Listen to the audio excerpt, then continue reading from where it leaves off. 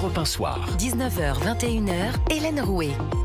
Toujours avec mes chroniqueurs Alexandre Malafaille, fondateur de l'Institut Sinopia, et Arthur de Vatrigan, directeur de la rédaction du magazine L'Incorrect. Alors on accueille tout de suite Pierre-Marie Sève, directeur de l'Institut pour la justice. Alors résumons. Bonsoir Pierre-Marie Sève. Bonsoir. Ça commence avec la loi sur la présomption de légitime défense des forces de l'ordre. C'est une loi qui a été votée démocratiquement le 7 juillet dernier. Quelques jours plus tard, une conférence de presse organisée par le syndicat de la magistrature, aux côtés de la France Insoumise ou encore d'Assa Traoré, a suscité la polémique. Le secrétaire national Stéphane Fischesser estimait que le texte allait, je cite, à l'encontre des normes internationales et constitutionnelles qui fondent notre état de droit. Alors Pierre-Marie Sève, vous avez envoyé un courrier avec la Ligue des libertés à Gérald Darmanin. Vous demandez la saisine du Conseil supérieur de la magistrature contre le syndicat national de la magistrature ainsi que contre son secrétaire national Stéphane Fischesser que je viens de citer. Le courrier a été envoyé ce matin. Est-ce que vous avez déjà obtenu une réponse ? Sans surprise, pas de réponse pour le moment. Donc on attend, on a toujours le bénéfice du doute. Voilà, il faut garder l'espoir. D'autant que Gérald Darmanin se montre tout de même assez avoir une certaine poigne contre le syndicat de la magistrature. C'était le cas d'ailleurs d'Éric Dupond-Moretti. Je ne sais pas si vous vous souvenez, mais il y a 2 ans maintenant, Éric Dupond-Moretti avait dit lui-même « le syndicat de la magistrature, ce n'est pas la justice ». Mais le problème, c'est qu'Éric Dupond-Moretti avait beau avoir un conflit avec le syndicat de la magistrature, il n'avait jamais eu le courage de faire ce qu'il faudrait que Gérald Darmanin fasse ou que le prochain ministre de la Justice fasse, c'est-à-dire mettre un terme aux dérives du syndicat de la magistrature. Donc, on garde espoir. Alors vous parlez d'outrance, notamment du syndicat de la magistrature.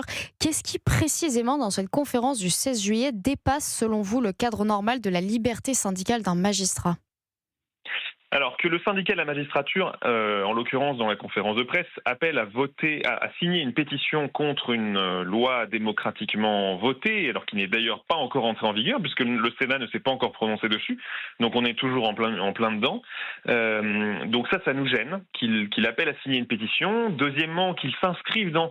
Vous l'avez peut-être vu, mais la gauche est en train de faire toute une séquence médiatique et communicationnelle sur cette loi, sur cette présomption de légitime défense des policiers lorsqu'ils tirent dans l'exercice de leur fonction, je le rappelle, parce que le secrétaire général du syndicat de la magistrature nous dit oui, il y a une certaine catégorie de la population, les forces de l'ordre, qui auraient un droit de tirer que n'auraient pas les autres citoyens, alors que évidemment que non, c'est dans l'exercice de leur fonction. Vous prenez un policier le soir quand il rentre chez lui, il voit quelqu'un qui va commettre un délit, s'il lui tire dessus, il est traité comme un citoyen normal tant qu'il n'est pas dans ses fonctions. Bref, donc il y a toute une séquence médiatique portée principalement par la France Insoumise, mais pas que, toute la gauche est dedans.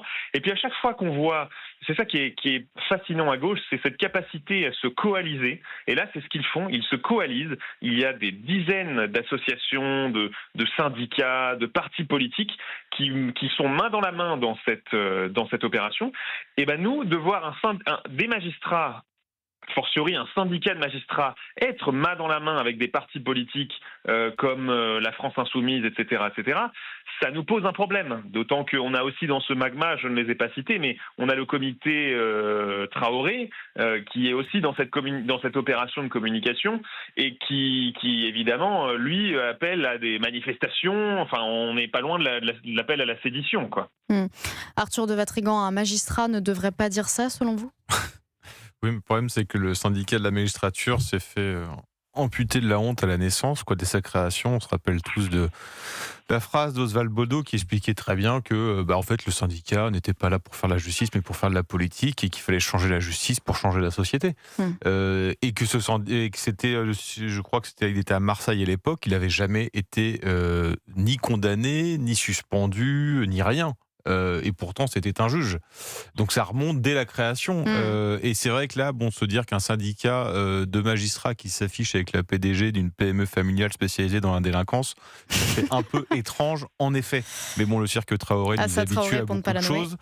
C'est ainsi. Mais c'est vrai que Gérald Darmanin, il faudrait peut-être lui rappeler 2-3 choses, notamment lorsqu'il était ministre de l'Intérieur. Vous vous rappelez de l'opération Wambouchou, alors je ne sais plus si c'était la 1 ou la 2, à Mayotte pour démanteler. Il y a eu un juge qui avait stoppé par une décision nette du tribunal donc à Mayotte.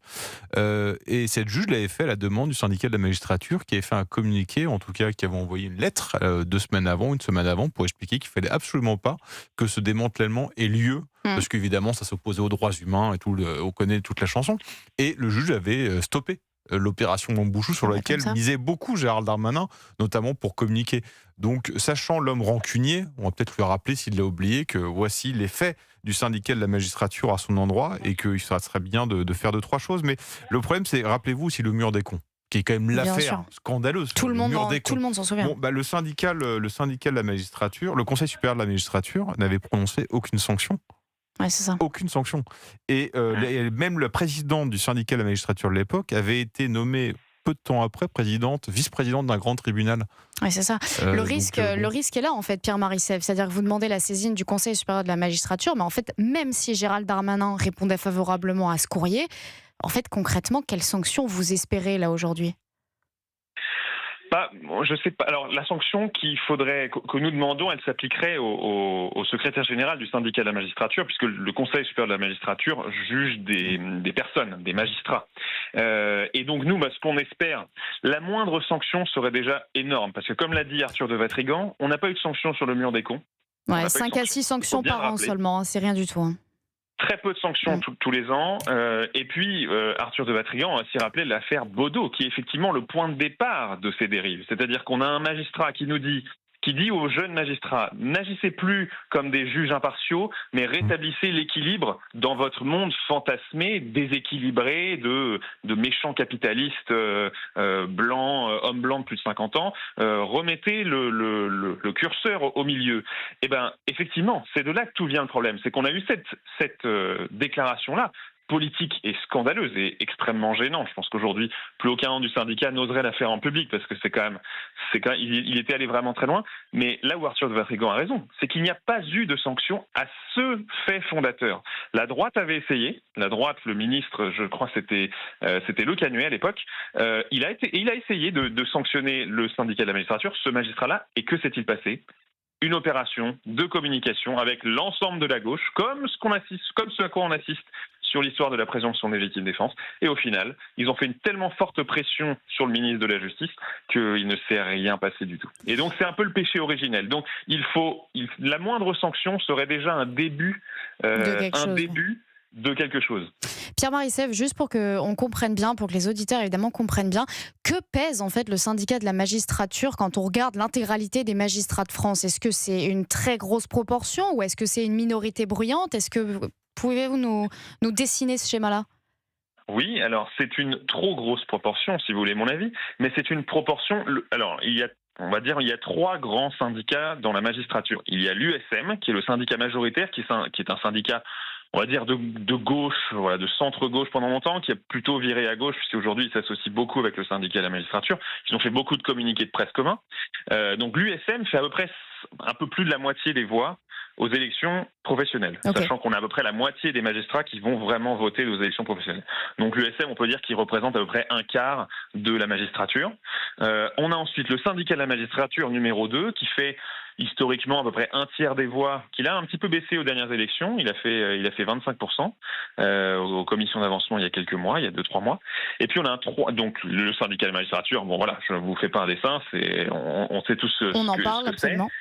Voilà, et le 3e syndicat qui est un syndicat plutôt récent et qui fait des très beaux scores, qui est sur une belle dynamique, qui est un syndicat plutôt de centre-droit, on va dire, que dirige Béatrice Brugère, qui lui fait, il a beau avoir une bonne dynamique, quand il dépasse 10%, c'est plutôt un bon score. Et donc ça, c'est sur la moitié seulement des magistrats qui votent.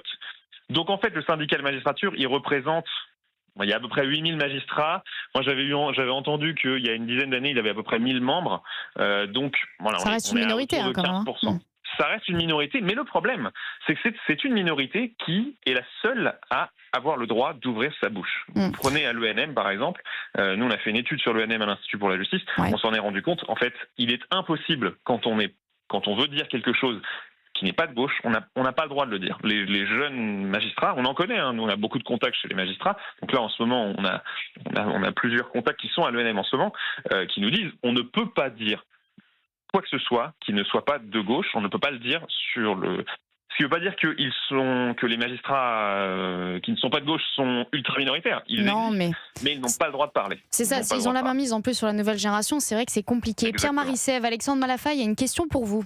Oui, c'est pour bien comprendre le problème auquel on est confronté, parce que bien sûr, il y a beaucoup de syndicats, et dans la fonction publique, il y a beaucoup de syndicats, à part, je dirais, chez les policiers et chez les militaires. Mais là, on a vraiment laissé s'installer un syndicat qui est un syndicat politisé, idéologique, dès le départ. Comment est-ce qu'on a pu, vous connaissez l'histoire de ce syndicat de la magistrature, comment est-ce qu'on a pu laisser faire ça et pas dès le départ essayer de contenir, parce que là pour le coup on a quand même le sentiment d'un système qui est très bien ancré, qui doit évidemment avoir un pouvoir de nuisance sans quoi on se serait attaqué à lui depuis longtemps. Comment on a pu laisser cette espèce d'exception au sein de la fonction publique? C'est aberrant, quoi. Je comprends qu'on défende chacun dans son corps, son métier, sa corporation, les moyens, le statut, etc. Mais là c'est autre chose. Là on est dans une approche totalement politique de son métier et c'est totalement contraire aux règles de... c'est comme si demain n'importe qui dit moi je veux exprimer ma religion au sein de l'État, après tout pourquoi pas, mais non, on est laïque, on devrait être effectivement neutre sur un plan politique. Ça paraît aberrant quand même, cette Pierre exception. Marissev. Oui, alors effectivement, pour ça, il faut regarder l'histoire du syndicat de la magistrature. Au moment où le syndicat de la magistrature se crée, donc en juin 68, il n'y a pas de syndicat dans la magistrature. Et il y avait l'Union fédérale des magistrats, qui était une espèce d'association professionnelle, comme dans la gendarmerie, ce genre de choses, donc qui était l'image de ce que d'ailleurs les citoyens attendraient d'un syndicat de magistrats. Et au début, quand le syndicat de la magistrature naît, il a une image un peu... très moderne, c'était mai 68, juin 68, c'était très moderne, c'était des petits jeunes qui étaient d'ailleurs un petit peu, ils étaient là pour faire un peu, pour amuser la galerie si vous voulez. Donc voilà, ils avaient des actions un peu symboliques dans lesquelles ils disaient oui, on ne veut pas de hiérarchie. C'était pas méchant au début, c'était très jeune on va dire. Et en fait, donc là c'était les 4-5 premières années, et puis assez rapidement, le syndicat de la magistrature a été pris en main par des éléments un peu plus militants, professionnels, issus à l'époque du Parti socialiste, donc des magistrats qui étaient professionnels de la politique par ailleurs, en tout cas qui se professionnalisaient. Et puis il y a eu donc une décennie, la décennie des années 70, durant laquelle il y a eu un fort affrontement avec le pouvoir gaulliste ou giscardien, dans lesquels le syndicat de la magistrature, grâce à la puissance de la gauche, la gauche est spécialiste du militantisme. Donc elle a des liens avec les journaux, elle a des liens avec, donc c'était Le Monde principalement, qui est historiquement l'allié du syndicat de la magistrature, mais aussi le Nouvel Observateur, Libération, etc., etc. On a les partis politiques qui se mobilisent. Et donc, ils ont réussi à maintenir une pression forte, très forte sur la droite et sur le pouvoir dans les années 70. Et puis en 81, alors on a fini d'ailleurs la décennie 70 sur un très fort affrontement qui était autour de la loi Sécurité-Liberté portée par Alain Peyrefitte, le ministre de la Justice de l'époque, qui était un extraordinaire ministre de la Justice, que l'Institut pour la Justice est un petit peu notre idole. Et donc ils finissent par un affrontement très très dur dans lequel la loi finit par être votée, la loi Sécurité-Liberté, mais après de grosses difficultés dans la rue, des grosses manifestations menées par le syndicat de la magistrature. Et en 81, et ben là, le syndicat peut s'installer. Et depuis, c'était impossible parce qu'il a tellement il s'est installé dans le paysage. Il a peuplé tous les cabinets ministériels de Mitterrand dès 1981, du ministère de l'Intérieur, de la Défense, le Premier ministre, le ministère de la Justice évidemment. Donc c'est devenu une force très très puissante dans les tribunaux. Il est devenu imbougeable. Voilà, et aujourd'hui, personne n'a eu le courage, en tout cas, de retourner au combat avec ce syndicat de la magistrature, et donc ils vivent dans l'impunité à laquelle nous assistons tous. Eh bien, un très grand merci Pierre Marissev, directeur de l'Institut pour la Justice. Merci à mes débatteurs, Alexandre Malafaille. Merci à Arthur de Vatry.